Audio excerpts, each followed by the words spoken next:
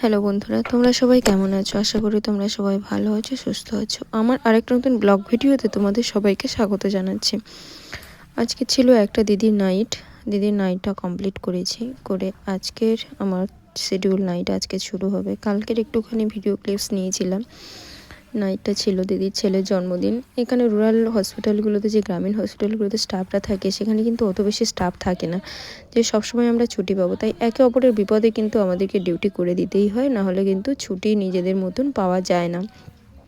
যাই হোক, এখানে মোটামুটি নাইটটা শেষ হয়েছে। আজকের মোটে দুটো ডেলিভারি হয়েছে এবং পেশেন্ট ছিল। তারপর এমার্জেন্সি দিকে প্রচণ্ড কিন্তু বিজি গেছে, কারণ আমাদের এখানে বিষ্ণুপুরের এখন একটা মেলা চলছে। প্রচণ্ড অ্যাক্সিডেন্ট পেশেন্টও আসছে। যাই হোক, জানি না কেন মেলা টেলা চললে এত অ্যাক্সিডেন্ট পেশেন্ট আসে। যাই হোক, ইঞ্জেকশান ওষুধপত্র দেওয়ার জন্য আমরা 24 ঘন্টা থাকছি। তারপরেও যাই হোক, দেখো এখানে ওয়েট করছি ভাই যে যাতে স্কুটি নিয়ে আসে। আমি আগের দিনে নিয়ে চলে এসেছিলাম, স্কুটি নিয়ে আসিনি, ট্রেনে করে হসপিটালে এসেছিলাম। দেখো, এটা হসপিটালের ওইদিকে যে পেছনে, ওইদিকে হচ্ছে জলের একটা গার্ডওয়াল রয়েছে।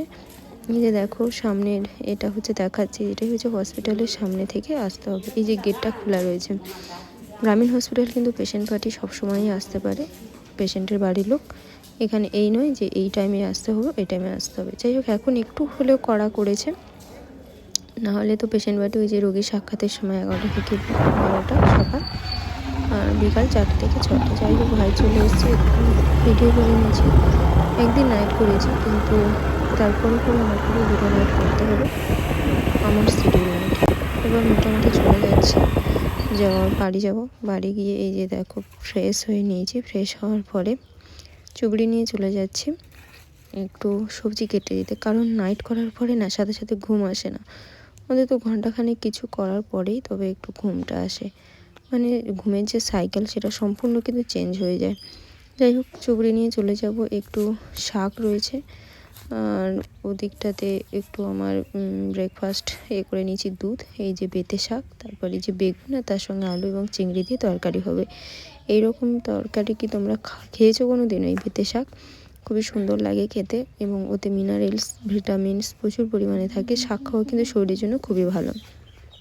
যাই হোক, এই যে বটি নিয়ে চলে এলাম, বটিটা দিয়ে হচ্ছে কাটবো। আর এই যে এতে একটুখানি দুধ রয়েছে এবং তার সাথে একটু ছাতু দিয়ে গুলে নিয়েছি, ওটা খেয়েই শুয়ে পড়বো। দরজাটা খোলা রয়েছে, রাস্তার ধারেই হচ্ছে বাড়ি, দরজাটা খোলা রয়েছে। দরজাটা খোলা কমপ্লিট হলে তারপর, মানে খোলা আছে বলেই আমি একটু বন্ধ করে দিতে এসেছি। এই যে দেখো, মুখে কী সব হচ্ছে বেরিয়ে গেছে। নাইট করার পরে অনেক কিছু প্রবলেম শুরু হয়ে যায়, তাই স্কিন কোনোদিনও আমার ভালো থাকে না, এবং আমার প্রচণ্ড সেনসিটিভ স্কিন। আগের দিন একটু ভিটামিন সি সেরাম মেখেছিলাম, ভিটামিন সি যদিও আমার সহ্য হয় না। যাই হোক, এটা খেয়ে নিচ্ছি। পরবর্তী ভিডিওগুলোতে তোমাদের সঙ্গে কথা হবে বন্ধু। সবাই ভালো থেকো।